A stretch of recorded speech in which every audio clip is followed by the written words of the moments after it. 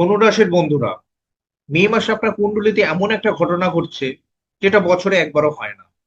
আপনার জন্মগত চন্দ্রের উপর একসাথে দৃষ্টি দিচ্ছে শনি, বুধ, শুক্র আর বৃহস্পতি। চারটে গ্রহ একসাথে আপনার মনের উপরে। এর মানে কি জানেন? মানে হলো মে মাসে আপনি আর আগের আপনি থাকবেন না। আপনার চিন্তা করার ধরন বদলে যাবে, মানুষ দেখার চোখ বদলে যাবে। এমনকি আয়নায় নিজেকে দেখলে মনে হবে এই মানুষটাকে তো আমি চিনি না। কিন্তু এই পরিবর্তনের মাঝখানে একটা বিপদ লুকিয়ে আছে। চতুর্থ ঘরে শনি আর মঙ্গল একসাথে বসে আছে। চতুর্থ ঘর মানে কি?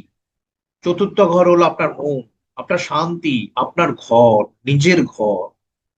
এই দুই গ্রহ যখন একসাথে সেখানে বসে, তখন ভেতরে ভেতরে একটা অস্থিরতা শুরু হয়, যেটা বাইরে থেকে কেউ বুঝতে পারে না, শুধু আপনি বোঝেন। আর ঠিক এই মানসিক টানাপোড়েনের মধ্যে কর্মক্ষেত্রে আসছে একটা বড় পরিবর্তন। এমন একটা এমন একটা সুযোগ আসবে যেটা নেওয়ার মতো মানসিক শক্তি আপনার থাকবে তো, নাকি ভেতরের অস্থিরতা আপনাকে সেই মুহূর্তে দুর্বল করে দেবে? আমি এই ভিডিওতে তিনটে কথা বলবো। এক, পঞ্চমের বুধাদিত্য যোগ আপনাকে কিভাবে সেই সুযোগ ধরতে সাহায্য করবে। দুই, চারটে গ্রহের দৃষ্টি আপনার ব্যক্তিত্বে ঠিক কি পরিবর্তন আনবে এবং সেটা আপনার পক্ষে না বিপক্ষে। তিন, এই মাসে মানসিক স্থিরতা না রাখলে ঠিক কোথায় সব হাতছাড়া হয়ে যাবে। শেষ পর্যন্ত দেখুন, কারণ ধনু রাশির জন্য মে মাসে সবচেয়ে গুরুত্বপূর্ণ সতর্ক বার্তাটা আমি একদম শেষে বলবো। নমস্কার, আমি সৌভিক। আজকে ধনু রাশি বা ধনু লগ্নের ক্ষেত্রে মে 2026 কেমন যাবে সেই বিষয়ে বিস্তারিত আলোচনা করব। তার আগে আপনাদের কাছে ছোট্ট একটা আমার অনুরোধ বা নিবেদন, আপনার ধনু রাশিতে বা ধনু লগ্নে যে গ্রহ ব্যক্তিগত জন্মছকে অবস্থান করছে বা বসে আছে, সেটা অবশ্যই আমাকে কমেন্ট সেকশনে লিখে জানাবেন। কেন? তার কারণ হচ্ছে শনির মতো গ্রহ মীন রাশিতে অবস্থান করে দশম দৃষ্টি আপনার ধনু রাশিতে দিচ্ছে, এবং মিথুনে বৃহস্পতি অবস্থান করে কিন্তু সপ্তম দৃষ্টি ধনু রাশিতে দিচ্ছে। অর্থাৎ বৃহস্পতি এবং শনি দুটো দৃষ্টির ফলে কিন্তু ধনু রাশি কিন্তু ডবল অ্যাক্টিভ হয়েছে।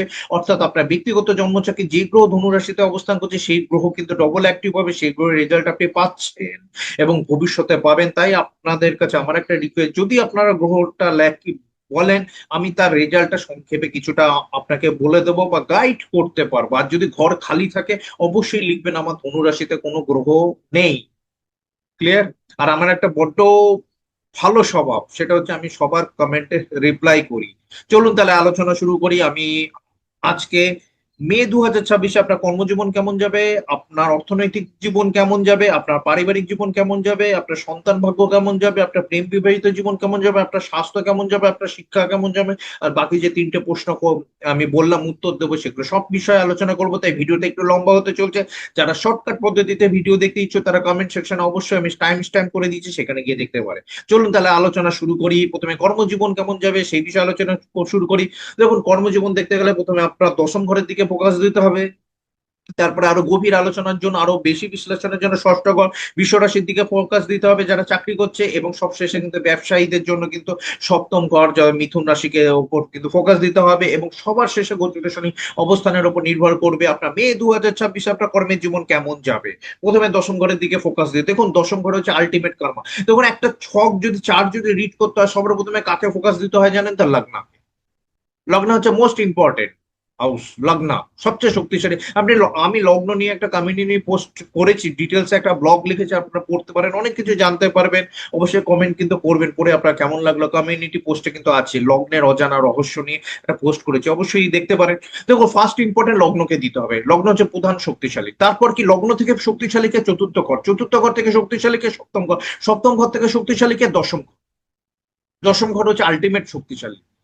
ঠিক আছে? সবচেয়ে শক্তিশালী ছকের মধ্যে দশম ঘর শক্তিশালী। দশম ঘর হচ্ছে আলটিমেট কর্মা। সে আপনি ব্যবসা করছেন, কি আপনি চাকরি করছেন, কি আপনি প্রফেশন করছেন, বা আপনি স্কিলফুল পার্সন, কি আপনি স্টুডেন্ট, কি আপনি গৃহবধূ, কি আপনি বেকার, যে কোনো কর্মার ক্ষেত্রে কিন্তু দশম ঘর দিকে ফোকাস দিতে হয়।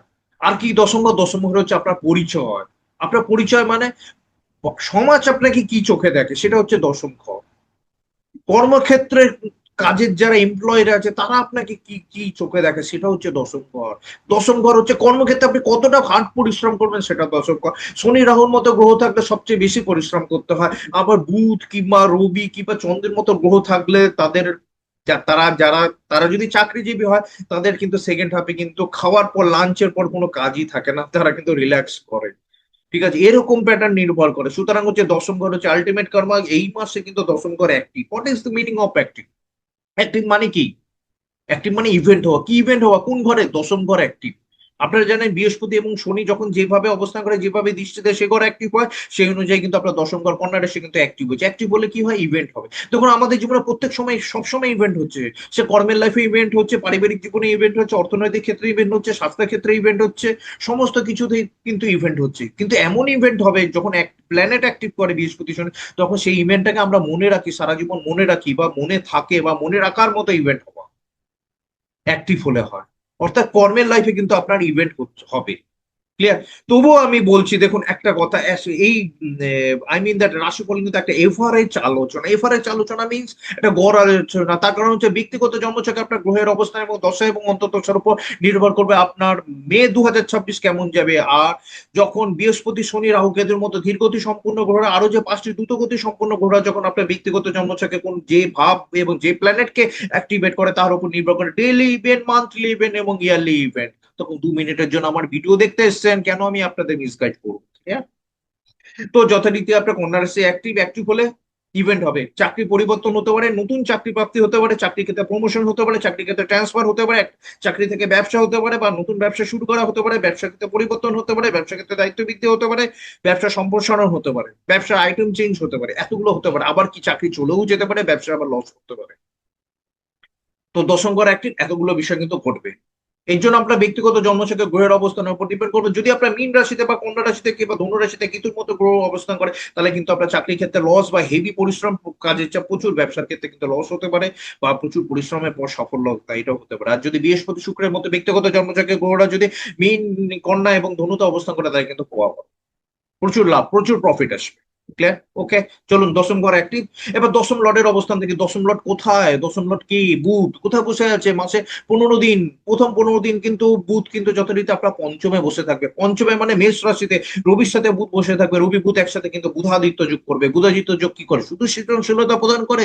শুধু কি বিচক্ষণতা প্রদান করে? শুধু কি উপস্থিত বুদ্ধি দেয়? না, বুদ্ধায় হচ্ছে বুধাদিত্য যোগ দেয় বুদ্ধি প্লাস ক্ষমতা, যার দ্বারা আপনি কর্মক্ষেত্রকে নিজের গ্র্যাপে নিয়ে আনতে পারবেন, পরিস্থিতি নিজের সামনে নিয়ে আসতে পারবেন, এবং পরিস্থিতিকেও, কঠিন পরিস্থিতিকে ওভারকাম করতে পারবেন, বা যে কোনো পরিস্থিতিতে নিজেকে জাহির করতে পারবেন, বা ইন্টালেকচুয়াল ক্যাপাসিটি, আপনার ব্রেনে ক্যাপাসিটি, বা অ্যানালিটিক্যাল ক্যাপাসিটি কিন্তু আপনার বৃদ্ধি করা এই বুধাদিত্য যোগ। পঞ্চমে বুধাদিত্য যোগ মানে হচ্ছে কর্মের ক্ষেত্রে কিন্তু আপনি একটা এক্সট্রা অ্যাডভান্টেজ কিন্তু এই মে 2026-এ পাবেন। কিন্তু দেখুন, বুধাদিত্য যোগ কিন্তু চারখানা রাশিতে হয়। এক হচ্ছে সিংহ রাশিতে হয়, মিথুন রাশিতে হয়, মেষ রাশিতে হয়, কন্যা রাশিতে হয়। চারটা রাশি ছাড়া কিন্তু বুধাদিত্য যোগ হয় না। সব রাশিতে কিন্তু রবি বুধ থাকে, কিন্তু বুধ কিন্তু রবি পেছনে পেছনে পেছনে পেছনে ঘুরে বেড়াতে, এগুলো কিন্তু বুধাদিত্য যোগ সব রাশিতে হয়নি, চারটে রাশিতে হয়। খেয়াল রাখবেন কিন্তু এই বুধাদিত্য যোগ কিন্তু আপনার কর্মক্ষেত্রে কিন্তু মে 2026-এ অ্যাডভান্স পজিশন থেকে কিন্তু স্টার্ট করালো।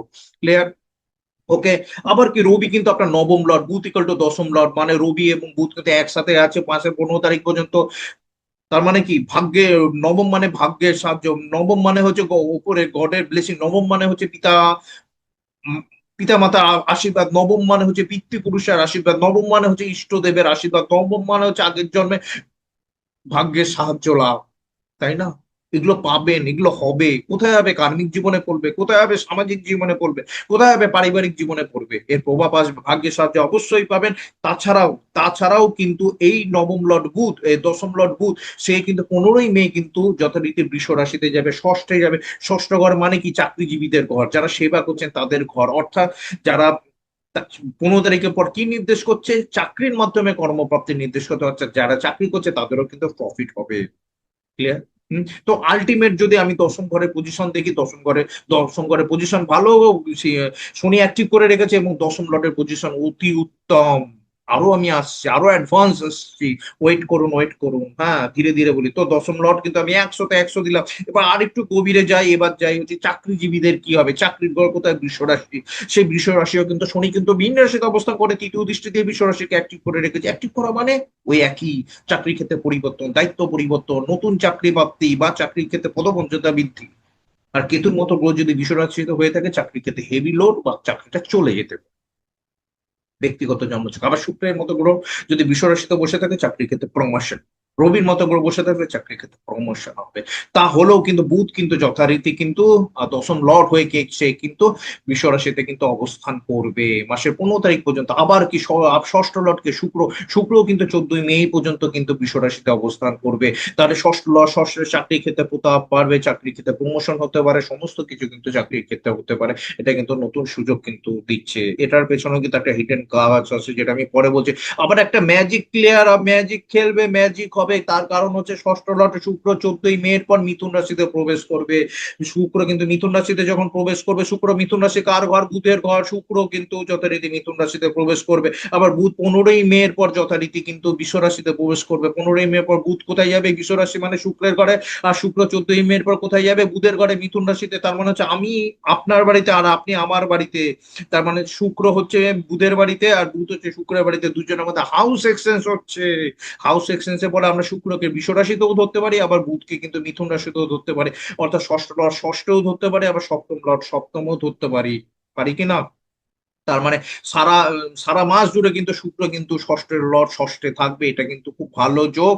চাকরির ক্ষেত্রে কিন্তু প্রতাপিত বজায় থাকবে, মনোবল বাড়বে, সমস্ত কিছু হবে। এনভায়রনমেন্টাল কিন্তু আপনি বেনিফিট পেতে চলছে, চাকরিজীবীরা কিন্তু খুব ভালো পজিশনে থাকবেন। এবং শুক্র বুধের কিন্তু লক্ষ্মীনারায়ণ যোগ হবে, বা ষষ্ঠ সঙ্গে দশমের মানে চাকরির মাধ্যমে কিন্তু কর্মপ্রাপ্তি কিন্তু সেটাও কিন্তু নির্দেশ দিচ্ছে। আবার কিন্তু বৃহস্পতির মধ্যে, বৃহস্পতি হচ্ছে আপনার লগ্নপতি বা রাশিপতি, তারও একটা হেল্প পাবেন। শুক্রের সঙ্গে বৃহস্পতির একটা সম্পর্ক হবে, চাকরির ক্ষেত্রে আপনার ইনভলভমেন্ট বাড়বে। চলুন এবার চলে যাই হচ্ছে ব্যবসায়ীদের কি হবে। ব্যবসায়ীদের ঘর হচ্ছে মিথুন রাশি। মিথুন রাশি কি? মিথুন রাশিতে বৃহস্পতি বসে আছে। আপনারা আগেই বলেছি বৃহস্পতি বা শনি যখন যেভাবে যে ঘরে বসে থাকে, যে ঘরে দৃষ্টিতে অ্যাক্টিভ হয়, বৃহস্পতি কিন্তু মিথুন রাশিকে অ্যাক্টিভ করে রেখেছে, আপনার সপ্তম ঘরকে অ্যাক্টিভ করে রেখেছে। অর্থাৎ ব্যবসার ক্ষেত্রে পরিবর্তন, নতুন ব্যবসায় সফলতা, নতুন ব্যবসা প্রাপ্তি, ব্যবসার ক্ষেত্রে সম্প্রসারণ, নতুন প্রোডাক্ট ইনক্লুডিং এগুলো কিন্তু সব হতে পারে। ব্যবসায়ীদেরও কিন্তু বেনিফিট হবে। আবার 14ই তারিখে পর কিন্তু শুক্র যখন মিথুন রাশিতে আসবে, বৃহস্পতি শুক্র কিন্তু একসাথে থাকবে। শুক্র কিন্তু হচ্ছে অর্থ যে বৃহস্পতি হচ্ছে জীব, অর্থাৎ জীব মানে আমি বা আপনি, আমার বা আপনার হাতে অর্থ আসবে। আবার বৃহস্পতি, আবার শুক্র বুধের এক্সচেঞ্জে বলে মিথুন রাশিতে আমি বুধকেও কিন্তু 15 তারিখের পর কিন্তু ধরতে পারি। বৃহস্পতি এবং বুধ কিন্তু সপ্তম লর্ড সপ্তমে, ব্যবসায়ীদেরও কিন্তু প্রফিটেবল পজিশনে কিন্তু যাবে। সুতরাং কিন্তু কর্মক্ষেত্র কিন্তু চাকরি কিংবা ব্যবসা সবকিছুর কিন্তু ইভেন্ট হওয়ার সম্ভাবনা আছে, নতুন চাকরি প্রাপ্তির সম্ভাবনা আছে, চাকরি ক্ষেত্রে দায়িত্ব বৃদ্ধি, প্রমোশন এগুলো সম্ভাবনা রয়েছে। এবং তাছাড়াও কিন্তু ব্যবসার ক্ষেত্রেও কিন্তু একই কথা কিন্তু প্রযোজ্য, অর্থাৎ কর্মের লাইফ একদম ফার্স্ট ক্লাস। এবার চলে যাই যদি শনির কথা। দেখুন শনি কিন্তু আপনার যথারীতি চতুর্থ ঘরে বসে আছে। চতুর্থ ঘরে শনি কি করে জানেন তো?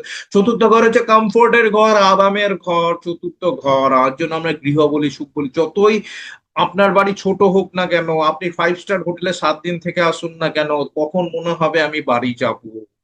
ঠিক আছে, বাড়িতে গিয়েই আমি রিল্যাক্সে দেবো। সেই বাড়ি হচ্ছে চতুর্থ ঘর। চতুর্থ ঘর হচ্ছে গৃহ সুখ, আমাদের মনকেও নির্দেশ করে। শনির মতো গ্রহ যখনই বসে থাকে চতুর্থ ঘরে, আমাদের নাড়ায় ভাই ওঠ, ভাই ওঠ, কমফোর্ট জোন থেকে বেরা। তৃতীয় যখন ছিলাম অনেক স্কিল শিখেছি, অনেক যোগাযোগ করিয়েছি, নতুন কাজের দিকে ঠেলেছি। এবার আর একটু নতুন ভাবে শুরু কর, লাইফটাকে নতুন ভাবে নে, একটু চ্যালেঞ্জিং ভাবে নে, তোকে আমি চ্যালেঞ্জিং পজিশনে পাঠাচ্ছি।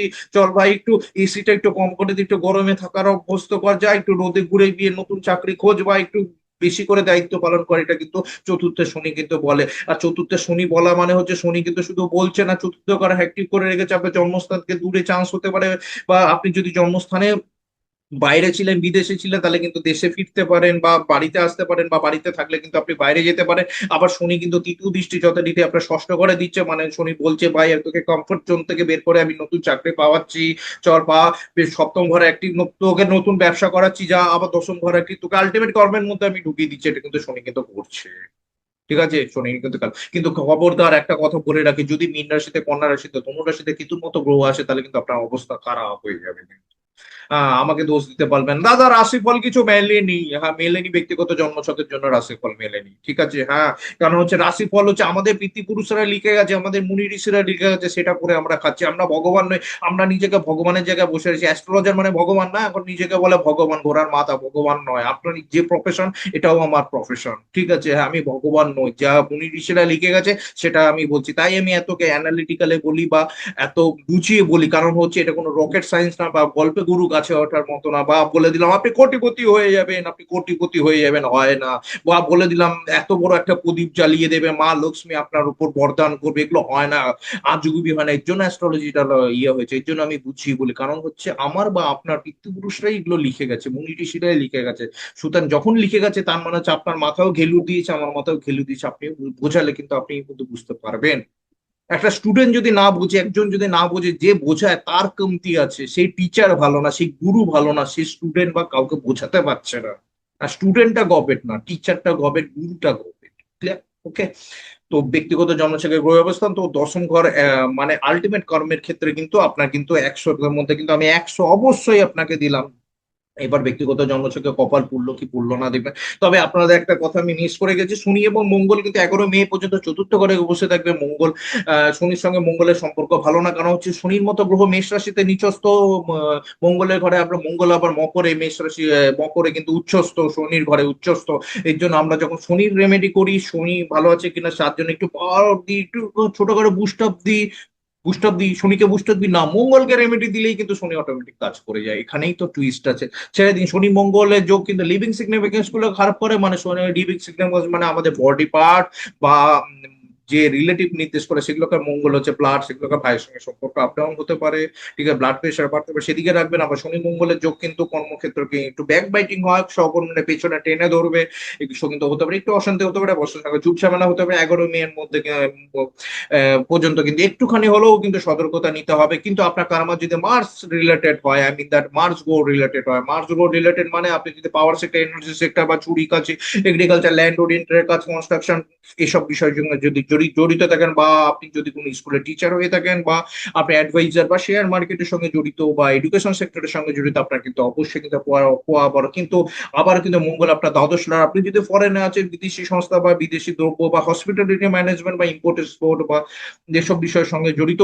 থাকলেও কিন্তু আপনার কিন্তু মঙ্গল কিন্তু বাধা সৃষ্টি করবে না। যদি না জড়িত থাকে 11 মে পর্যন্ত একটু ঠিকঠাক ভাবে নেবেন, আর্গুমেন্টের মধ্যে জড়াবেন না।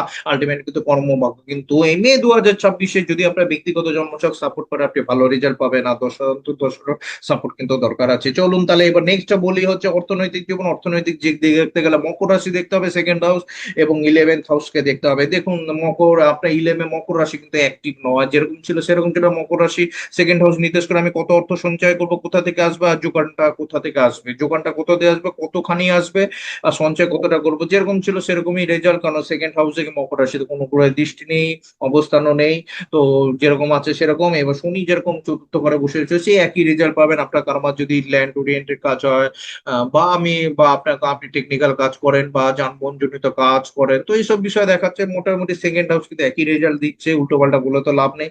এবার চলে যায় হচ্ছে 11th হাউস। 11th হাউস কিন্তু যথারীতি বৃহস্পতির একটা কিন্তু দৃষ্টি আছে। 11th হাউসে তুলা রাশিতে বৃহস্পতি পঞ্চম দৃষ্টি আছে। এখন আপনার মনে আসতে পারে পঞ্চম দৃষ্টি নিয়ে তো ঘাবড়াচ্ছে, এত বলছেন কেন? পঞ্চম দৃষ্টি তো ঠিক আছে, 11th হাউস অ্যাক্টিভ করে। 11th হাউস কি? 11th হাউস হচ্ছে প্রাপ্তির ঘর। প্রাপ্তি মানে আমার কাছে প্রাপ্তি মানে জানেন, আমি এত টাকা ইনকাম করবো, আমার কাছে প্রাপ্তি। অন্যজনের কাছে প্রাপ্তি মানে কি? আমার অথরিটি বজায় থাকবে, আমি ডোমিনেট করব। অন্যজনের প্রাপ্তি মানে আমার মান সম্মান যেন থাকে। আরেকজনের প্রাপ্তি মানে হচ্ছে আমি একসাথে 10-12টা কাজ করবো, 10-12টা কোম্পানির সঙ্গে ব্যবসা করবো। এক একজনের কাছে প্রাপ্তির মানে এক। সে যেই থাকুক না কেন, বৃহস্পতি যখন তুলা রাশিকে অ্যাক্টিভ করে রেখেছে, যার যে প্রাপ্তি আছে সে পাবে ভাই। টাকা পাবে, উপার্জন বাড়বে, সোর্স ইনকাম বাড়বে, মান সম্মান হবে, রেকগনিশন হবে, হবে, হবে। তার উপর কিন্তু শুধু বুধের দৃষ্টি 15 তারিখ পর্যন্ত তুলা রাশিতে থাকবে। বুধ হচ্ছে দশম লর্ড। দশম লর্ড কোথায় দৃষ্টি দিচ্ছে? একাদশ ঘরে দৃষ্টি দিচ্ছে, মানে কর্মের লর্ড কিন্তু একাদশ ঘরে, কর্মের মানে কর্মের যে প্রাপ্যতা সেটাও কিন্তু দৃষ্টি দিচ্ছে। রবিও কিন্তু তুলা রাশিতে কিন্তু একটা দৃষ্টি দিচ্ছে 15 তারিখ পর্যন্ত। এর ফলে কি কর্মের ক্ষেত্রে কিন্তু প্রাপ্যতা কিন্তু আছে, ভাগ্যের সাহায্য পাবেন, হবে, উপার্জন বাড়বে। তারপরে মঙ্গল চলে আসবে, মঙ্গলের একটা দৃষ্টি দিচ্ছে। মঙ্গল আপনার পঞ্চম লর্ড, দ্বাদশ লর্ড। আবার মঙ্গল আবার একাদশের দৃষ্টি মানে হচ্ছে মঙ্গল কিন্তু একাদশের দৃষ্টি খুব শুভ। শত্রু পরাজয় করে, ক্লাসিক্যাল টেক্সট বলে শত্রু পরাজয় করে, মনোবল বাড়ে, পরাক্রম বাড়ে। হ্যাঁ, এনভায়রনমেন্টাল পজিশনটা একটু বেশি হয়, সেক্ষেত্রে নতুন সোশ্যাল সার্কেল হয়, সোশ্যাল সার্কেল ডোমিনেট করতে পারে। যাই হোক, আমি অত কিছুর মধ্যে প্রাপ্ততা হবে, পয়সা ইনকাম হবে, উপার্জন বাড়বে, সোর্স অফ ইনকামও বাড়বে। চলো এবার শুক্রের পজিশনে দেখি। শুক্রের পজিশন, শুক্র তো যথারীতি ষষ্ঠে শুক্রের পজিশন। এবং শুক্রের সাথে বুধের একটা সম্পর্ক হবে, লক্ষ্মীনারায়ণ যোগ হবে, এক্সচেঞ্জ হবে, এবং বৃহস্পতির সঙ্গে শুক্রের একটা যোগ হবে, জীব এবং অর্থের যোগ হবে। সুতরাং শুক্রের পজিশনও ভালো, সুতরাং অর্থ প্রাপ্তি কিন্তু আপনার মানে উপার্জন বজায় থাকবে। তবে সঞ্চয় কতটা সঞ্চয় আগের মতোই হবে, তবে প্রাপ্তটা হলে কিছুটা চেক করুন।